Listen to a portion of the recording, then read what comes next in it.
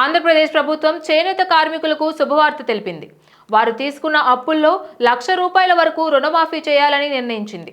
ఇందుకు సంబంధించి కొన్ని మార్గదర్శకాలు రిలీజ్ చేసింది. ఈ రుణం 2017 ఏప్రిల్ 1 నుంచి 2024 మార్చి 31 మధ్య తీసుకున్నది అయి ఉండాలి. ఈ రుణమాఫీలో అప్పు, దాని వడ్డీ కలిపి ₹1,00,000 వరకు మాఫీ అవుతుంది. అంతకు మించి అప్పు ఉన్నా మాఫీ మాత్రం 1,00,000 వరకే అవుతుంది. ఇందులో మరో కండిషన్ కూడా ఉంది.